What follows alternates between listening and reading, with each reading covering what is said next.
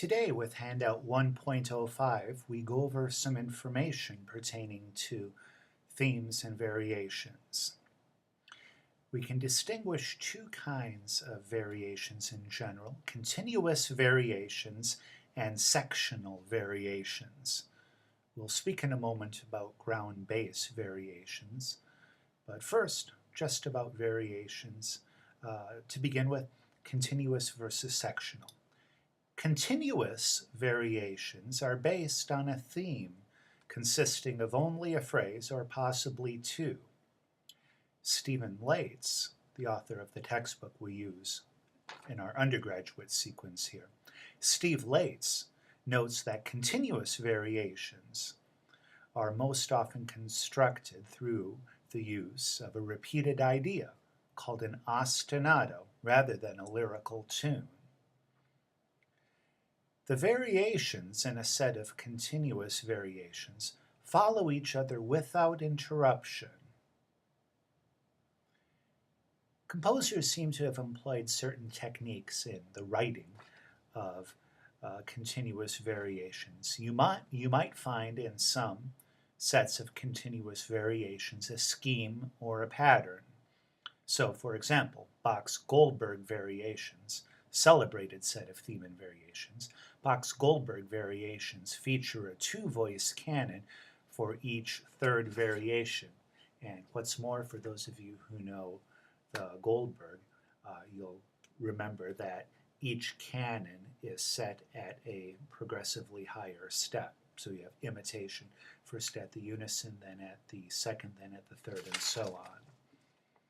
That kind of organization on Bach's part seems to have been way too deliberate for it to have been an accident. Then there's also the matter of grouping, and for this I turn to some still pertinent words from Douglas Green, whose book Form and Tonal Music was quite popular years ago. I realize you can read this yourself, but let me do it for you here, or let me do it with you. Green says, since the themes of continuous variations are short, 8 measures or less, they are generally provided with many variations. In a piece with a short theme varied a great number of times, it is extremely important, perhaps more so than in the case of sectional variations, to utilize shape to gather the variations into groups, which can give a unified impression to the movement as a whole. I don't truthfully recall whether shape is italicized in Green's book or if I italicized it in transcribing what he wrote. At all events, again, it points to this connection, this intimate connection between form and shape, between form and beauty. According to Leitz, a single variation of a set of continuous variations has the effect of being incomplete in order to permit each variation to flow seamlessly into the next. He also notes that overlapping, or elision, the coincidence of a phrase ending and a phrase beginning, is very common in continuous variation, so as to allow, as he puts it, the ending tonic of one variation simultaneously to act as the beginning tonic of the next variation.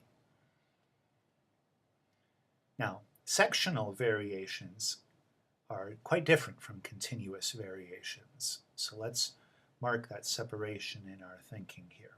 Sectional variations.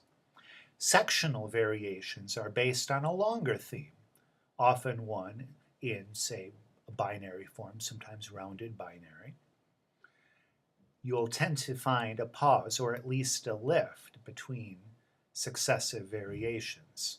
They don't tend to flow seamlessly one into the next as do continuous variations. Often you'll find substantial changes between successive variations in a set of sectional variations. You may find differences in accompanimental texture. You may find differences in ornamentation. You may find that Successive variations treat the theme more or less contrapuntally. You may find a change of mode from major or minor, or the other way around, always keeping the same tonic. Or you may even find, this is hard to be precise about, I think it's meant to be hard to be precise about, there's the matter of a change of character from one variation to the next. You'll sometimes hear this called characteristic variation. Now, ground bass variations. Ground bass variations are a kind of continuous variation.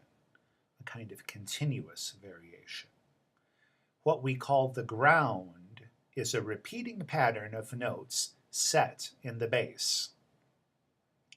As for larger groupings, you will find that melodic phrases may sometimes be aligned with the ground, but that other times they might not be aligned with the ground.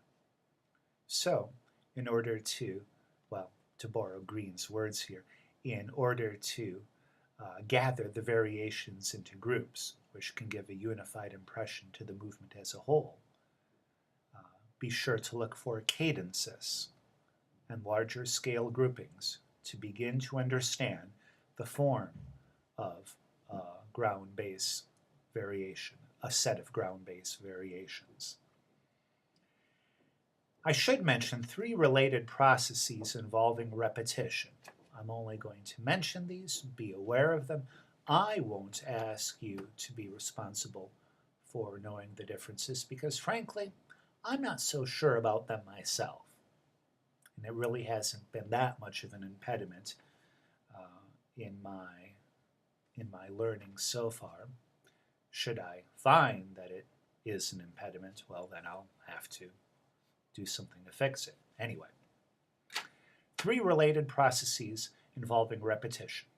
Ground bass, chaconne, and passacaglia. In a ground bass, you will find a repeating bass line. In a chaconne, you'll tend to find a repeating harmonic pattern, but not necessarily a repeating bass line. And then in a passacaglia, you tend to find a repeating bass line and a repeating harmonic pattern. It'd be nice to be super precise about this, but in fact, composers haven't been as precise as you might imagine. So let's side with the composers, at least on this one. The best way to begin to understand how a set of continuous variations works, in particular a set of ground bass variations works, is to simply spend some time with a piece of music that exhibits that kind of writing.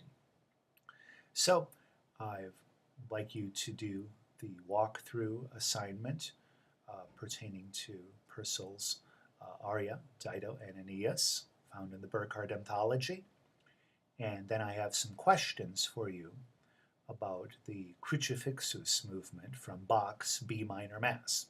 So why not take a look first at the walkthrough assignment of the Purcell, then turn to the Bach. And I think that should give you the beginnings of a sense how continuous ground bass variations tend to work.